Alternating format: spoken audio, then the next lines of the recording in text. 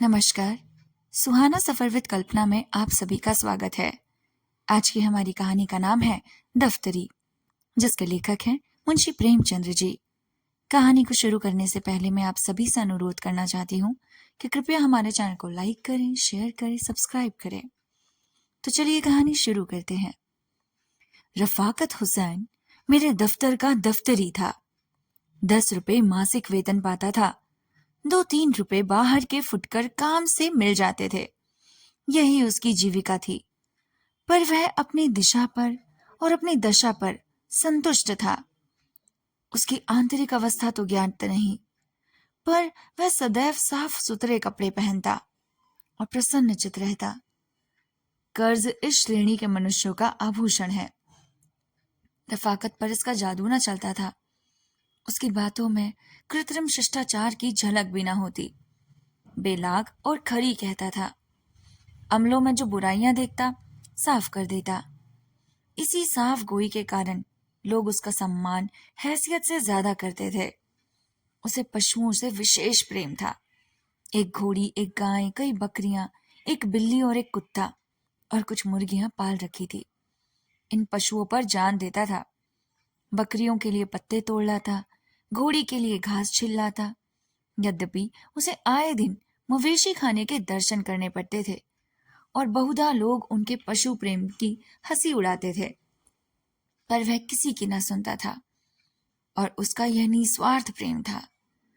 किसी ने उसे मुर्गियों के अंडे बेचते नहीं देखा। उसकी बकरियों के बच्चे कभी बूचड़ की छुरी के नीचे नहीं गए और उसकी घोड़ी ने कभी लगाम का मुंह नहीं देखा। गाय का दूध कुत्ता पीता था, बकरी का दूध बिल्ली के हिस्से में आता था। जो बचा रहता वह आप पीता था। सौभाग्य से उसकी पत्नी एक साध्वी थी। यद्यपि उसका घर बहुत छोटा था, पर किसी ने द्वार पर उसकी आवाज नहीं सुनी। किसी ने उसे द्वार पर झांकते नहीं देखा। वह गहने कपड़ों से, तगादों से पति की नींद हराम ना करती थी। दफ्तरी उसकी पूजा करता था। वह गाय का गोबर उठाती, घोड़ों को घास डालती, बिल्ली को अपने साथ बिठाकर खिलाती। यहां तक कि कुत्ते को नहलाने से भी उसे घृणा ना होती थी। बरसात थी, नदियों में बाढ़ आई हुई थी। दफ्तर के कर्मचारी मछलियों का शिकार खेलने चले। शामत का मारा रफाकत भी उनके साथ हो लिया। दिन भर लोग शिकार खेला किए। शाम को मूसलाधार पानी बरसने लगा। कर्मचारियों ने तो एक गांव में रात काटी। दफ्तरी घर चला, पर अंधेरी रात राह भूल गया और सारी रात भटकता रहा। प्रातःकाल घर पहुंचा तो अभी अंधेरा ही था, लेकिन दोनों द्वार और पट खुले हुए थे। उसका कुत्ता पूंछ दबाए करुण स्वर से कराहता हुआ आकर उसके पैरों पर लौट गया। द्वार खुले देखकर दफ्तरी का कलेजा सन्न सा हो गया।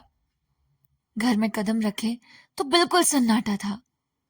2-3 बार स्त्री को पुकारा, किंतु कोई उत्तर ना मिला। घर भाए भाए कर रहा था। उसने दोनों कोठरियों में जाकर देखा। जब वहां भी उसका पता न मिला तो पशुशाला में गया। भीतर जाते हुए अज्ञात भय हो रहा था, जो किसी अंधेर खोह में जाते हुए होता है। उसकी स्त्री वहीं भूमि पर चित पड़ी हुई थी। मुंह पर मक्खियां बैठी हुई थी। होठ नीले पड़ गए थे। आंखें पतरा गई थी। लक्षणों से अनुमान होता था कि किसी सांप ने डस लिया है। दूसरे दिन रफाकत आया तो उसे पहचानना मुश्किल था। मालूम होता था बरसों का रोगी है। बिल्कुल खोया हुआ गुमसुम बैठा रहा, मानो किसी दूसरी दुनिया में है। संध्या होते ही वह उठा और स्त्री की कब्र पर जाकर बैठ गया। अंधेरा हो गया। 3-4 घड़ी रात बीत गई, पर दीपक के टिमटिमाते हुए प्रकाश में उसी कब्र पर नैराश्य और दुख की मूर्ति बना रहा, मानो मृत्यु की राह देख रहा हो। मालूम नहीं कब घर आया। अब यही उसका नित्य का नियम हो गया। प्रातः काल उठकर मजार पर जाता, झाड़ू लगाता, फूलों के हार चढ़ाता, लोबान जलाता और 9 बजे तक कुरान का पाठ करता। संध्या समय फिर यही क्रम शुरू होता। अब यही उसके जीवन का नियमित कार्य था। अब वह अंतर जगत में बसता था। ब्रह्म जगत से उसने मुंह मोड़ लिया। शोक ने उसे विरक्त कर दिया था। कई महीनों तक यही हाल रहा। कर्मचारियों ने दफ्तरों से सहानुभूति हो गई। उसके काम कर लेते, उसे कष्ट न देते। उसकी पत्नी भक्ति पर लोगों को विस्मय होता था। लेकिन मनुष्य सर्वदा प्राणलोक में नहीं रह सकता। वहां का जलवायु उसके अनुकूल नहीं। वहां वह रूपमय रसमय भावनाएं कहाँ, विरागमय वह चिंतामय उल्लास कहाँ, वह आशामय आनंद कहाँ। दफ्तरी को आधी रात तक ध्यान में डूबे रहने के बाद चूल्हा जलाना पड़ता। प्रातःकाल पशुओं की देखभाल करनी पड़ती। यह बोझा उसके लिए असहाय था। अवस्था से भावुकता पर विजय पाई। मरुभूमि के प्यासे पथिक की भांति दफ्तरी फिर दाम्पत्य सुख झेल ही नहीं पाया। फिर जीवन का यही सुख अभिनय देखना चाहता था। पत्नी की स्मृति दाम्पत्य सुख के रूप में विलीन होने लगी। यहां तक कि 6 महीने में उस स्थिति का उसे चिन्ह भी ना बचा। इस मोहल्ले के दूसरे सिरे पर बड़े साहब का एक अर्दली रहता था। उसके यहां से विवाह की बातचीत होने लगी। मियां रफाकत फूले न समाये। अर्दली साहब का सम्मान मोहल्ले में किसी वकील से कम न था। उनकी आमदनी पर अनेक कल्पनाएं की जाती थी। साधारण बोलचाल में कहा जाता था कि जो कुछ मिल जाए वह थोड़ा है। वह स्वयं कहा करते थे कि तकाबी के दिनों में मुझे जेब की जगह थैली रखनी पड़ती थी। दफ्तरी ने समझा कि भाग्य उधर हुआ। इस तरह टूटे जैसे बच्चे खिलौने पर टूटते हैं। एक ही सप्ताह में सारा विधान पूरा हो गया और दफ्तरी के घर में नई बहू आ गई। जो मनुष्य कभी एक सप्ताह पहले संसार से विरक्त, जीवन से निराश बैठा हो, उसे मुंह पर सहरा डाले, घोड़े पर सवार नव कुसुम की भांति विकसित के देखना मानव प्रकृति की एक विलक्षण विवेचना थी। किंतु एक ही अठवारे में नववधु के जौहर खुलने लगे। विधाता ने उसे रूपेंद्रिय से वंचित रखा था, पर अब उसकी कसर पूरी करने के लिए अति तीक्ष्ण वाकेंद्रिय प्रदान की। उसका सबूत उसकी वह वाट कपटुता थी जो अन्य बहुधा पड़ोसियों को विनोदित और दफ्तरी को अपमानित किया करती थी।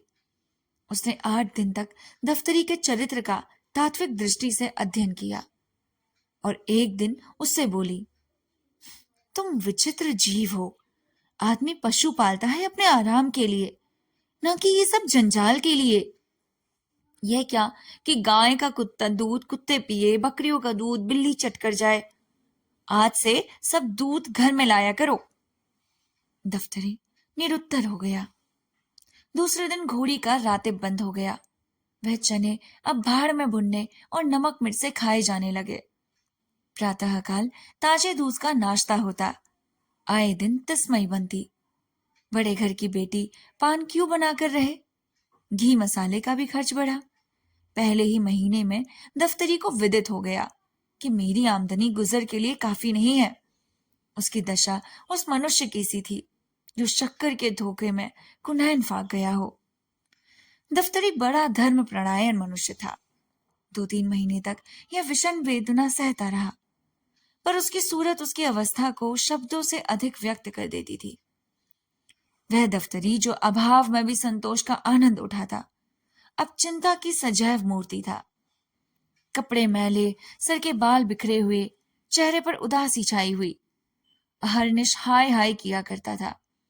उसकी गाय अब हड्डियों का ढांचा थी। घोड़ी की जगह से हिलना कठिन था।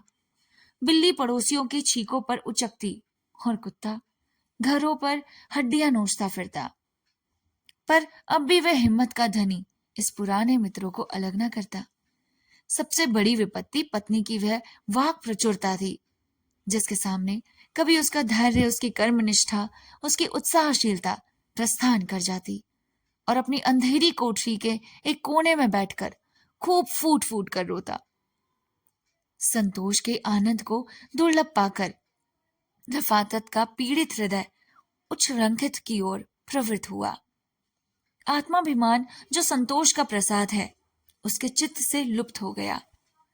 उसने फाके मस्ती का पथ ग्रहण किया। अब उसके पास पत्नी रखने के लिए कोई बर्तन न था। वह उस कुएं से पानी खींचकर दम पी जाना चाहता था, जिससे वह जमीन पर बह न जाए। वेतन पाकर अब वह महीने भर का सामान जुटाता। ठंडे पानी की रूखी रोटियों से अब उसे तस्कीन ना होती। बाजार से बिस्कुट लाता, मलाई के दोनों और कलमी आमों की ओर लपकता।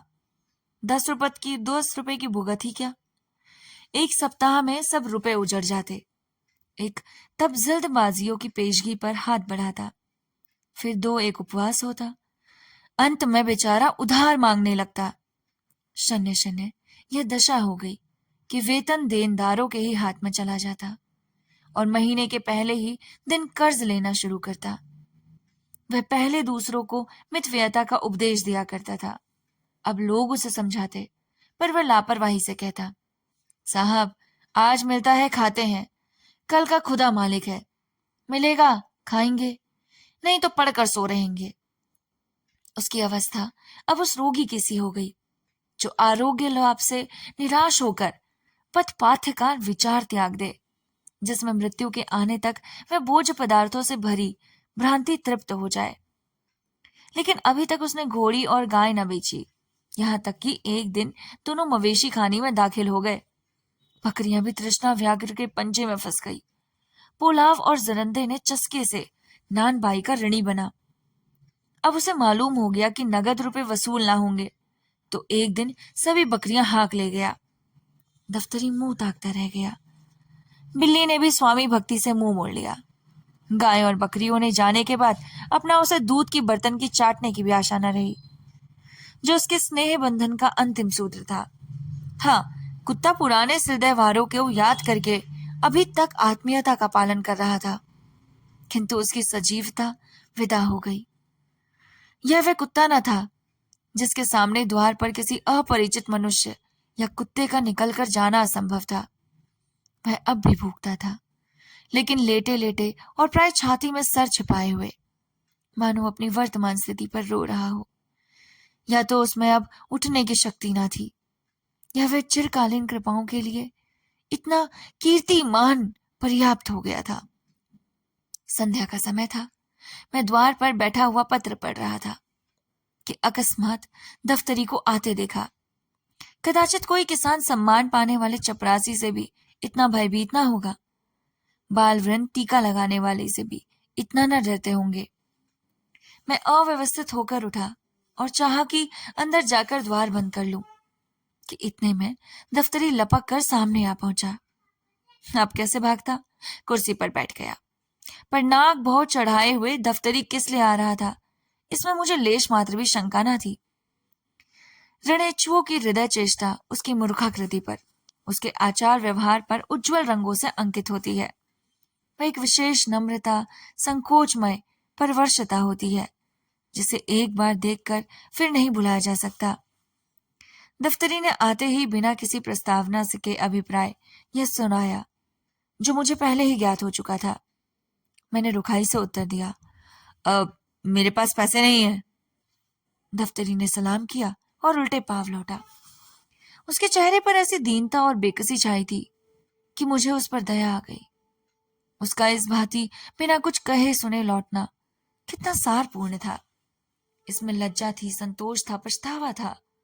उसके मुंह से एक शब्द भी ना निकला, लेकिन उसका चेहरा कह रहा था।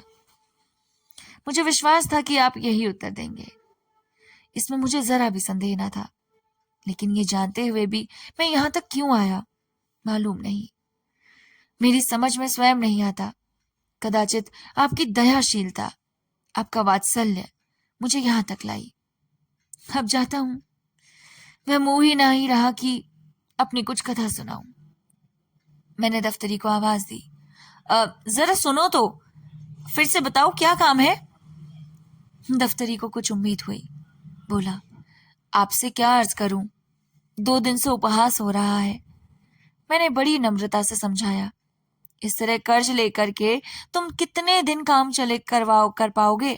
तुम समझदार आदमी हो, जानते हो कि आजकल सभी को अपनी फिक्र सवार रहती है।